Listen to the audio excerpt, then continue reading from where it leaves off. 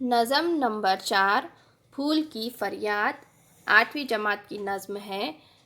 یہاں ہم پھول کی فریاد دیکھنے جا رہے ہیں، جس میں پھول اس شخص سے شکایت کر رہا ہے جو اسے ڈالی سے توڑ لیتا ہے اور اپنی حالت بیان کرتا ہے، جس میں دیکھیے پہلی بات دی گئی ہے کہ اس دنیا میں موجود تمام انسانوں اور چیزوں کا مقدر یہی ہے کہ وہ اپنی زندگی کی میعاد پوری کر کے ایک دن ختم ہو جاتے ہیں۔ ہم سب جانتے ہیں کہ ہماری ایک وقت معین تک ہم سب اس دنیا میں ہیں، لیکن جب ہمارا وقت قریب آیا ہے، ہمارے موت کا وقت قریب آتا ہے، یا پھر کوئی انسان اپنی حیات تک پہنچ جاتا ہے، جتنی اس کی اللہ تعالیٰ نے حیات لکھی ہے وہاں تک پہنچ جاتا ہے اور وہ اس دنیا سے چلا جاتا ہے۔ اسی طرح یہاں ہر چیز کا ایک وقت مقرر ہے، چاہے وہ انسان ہو یا پھول ہو یا حیوان ہو۔ باغ میں کھلے ہوئے پھولوں کو دیکھ کر ہمارا جی چاہتا ہے کہ وہ ہمیشہ اسی طرح مہکتے رہیں، مگر یہ ممکن نہیں، کبھی وہ سوکھ کر مرجھا جاتے ہیں یا کوئی انہیں توڑ لیتا ہے۔ زندگی کی اسی حقیقت کو شاعر نے ذیل کی نظم میں پیش کیا ہے۔ جب ہم کوئی باغ، پھولوں سے بھرا ہوا ہرا بھرا باغ، اچھے خوبصورت رنگ برنگے پھول دیکھتے ہیں تو ہمارا جی کیا چاہتا ہے کہ یہ ہمیشہ ایسے ہی رہیں، مسکراتے رہیں، یعنی کہ مہکتے رہیں، کھلتے ہوئے ایسے ہی ہمیشہ رہیں۔ لیکن یہ ایسا ممکن ہے کیا؟ نہیں، کیونکہ یہ کبھی نہ کبھی یا تو یہ مرجھا جائیں گے یا پھر کوئی انہیں توڑ لیتا ہے، یعنی یہاں پر پھول کی زندگی بھی ختم ہو جاتی ہے۔ تو اسی حقیقت کو شاعر نے اس نظم میں پیش کیا ہے۔ دیکھتے ہیں شاعر کا تعارف۔ شوق خدوائی کا نام شیخ احمد علی تھا۔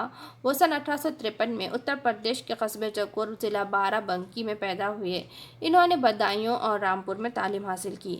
پرتاپ گڑھ اور بھوپال میں وہ مختلف عہدوں پر فائز رہے۔ شوق خدوائی ایک فطری شاعر تھے جنہیں زبان و بیان پر قدرت حاصل تھی۔ انہوں نے زیادہ تر مثنویاں لکھی ہیں جن میں قدرتی مناظر بہت عمدگی سے بیان کیے ہیں۔ سن 1928 میں ان کا انتقال ہوا۔ شوق خدوائی جو کہ ایک فطری شاعر تھے اور زبان و بیان پر انہیں قدرت حاصل تھی، قدرتی مناظر وغیرہ، یہ سب ان کا ایک اچھا موضوع تھا جس پر وہ لکھتے تھے، یعنی کہ قدرتی مناظر سے انہیں بہت عمدگی تھی، انہیں بہت دلچسپی تھی۔ ان کے زیادہ تر نظموں میں ہمیں فطری مناظر دیکھنے کو ملتے ہیں، اور اسی کے ساتھ انہوں نے بہت ساری مثنویاں بھی لکھی ہیں۔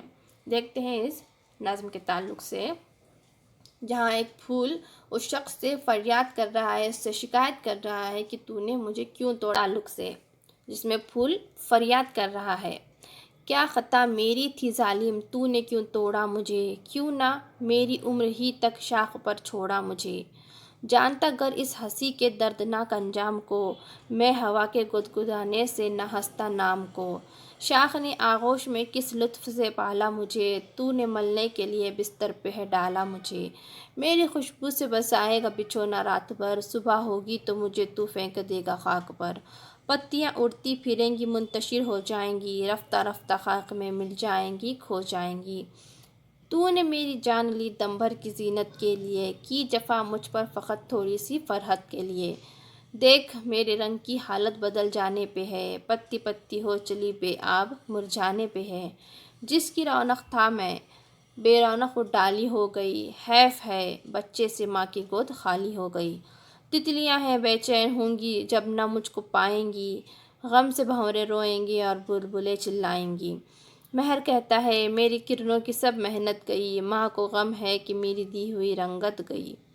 دیدہ حیراں ہے کہ کیاری یہ باغباں کے دل پہ داغ، شاخ کہتی ہے کہ ہے گل ہوا میرا چراغ۔ میں بھی فانی تو بھی فانی سب ہیں فانی دہر میں، ایک قیامت ہے مگر مرگ جوانی دہر میں۔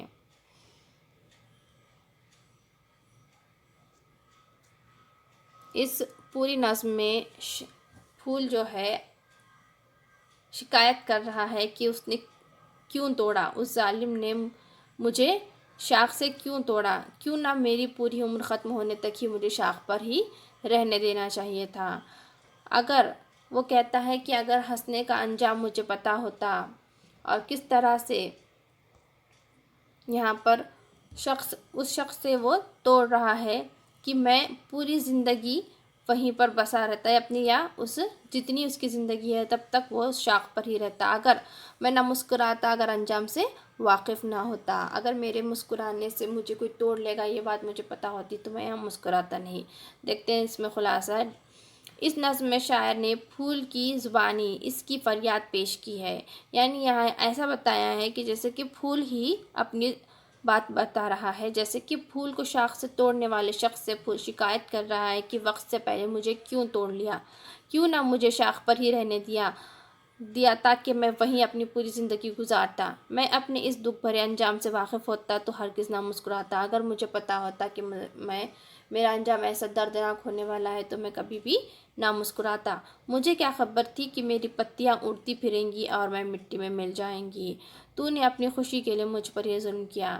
یہاں پر پھول کیا کہہ رہا ہے اس شخص سے جس نے وہ پھول توڑا ہے، کیوں توڑا ہے؟ تو اس نے اپنی خوشی کے لیے، اپنی کسی ضرورت کے لیے اس نے وہ پھول توڑا ہے، لیکن یہاں پر پھول اسے شکایت کر رہا ہے کہ تو نے مجھے کیوں توڑا، تو نے مجھے شاخ پر ہی رہنے دینا چاہیے تھا، میری زندگی وہیں ختم ہو جاتی۔ اپنی تھوڑی سی خوشی کے لیے تو نے میرے اس دردناک انجام ہوا ہے، اور میں کبھی نہ مسکراتا اگر میرا ایسا انجام ہوتا، اگر میں اس انجام سے واقف ہوتا تو۔ میری پتیاں مرجھانے لگی ہیں اور میری پہلے سی حالت نہیں رہی ہے۔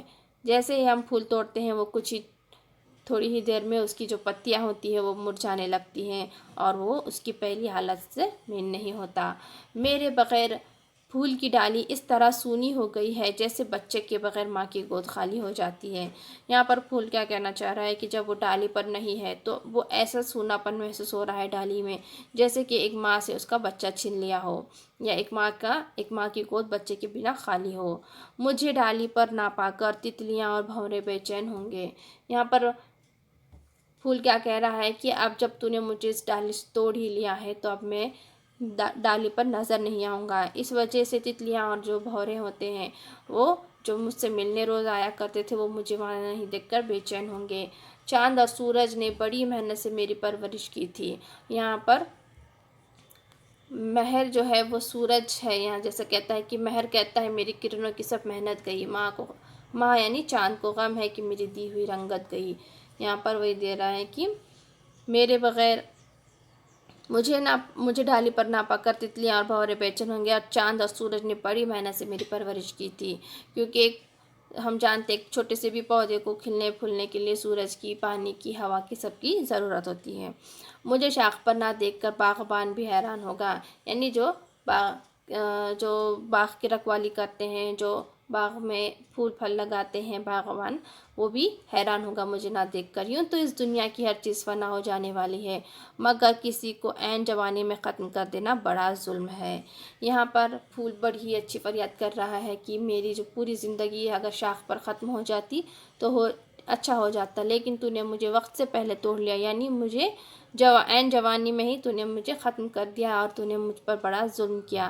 اور اس دنیا کی ہر چیز فنا ہونے والی ہے، یہ ہر کوئی جانتا ہے کہ ایک نہ ایک دن یہ دنیا فانی ہے، اور یہاں ایک نہ ایک دن ساری چیزیں فنا ہونے والی ہے۔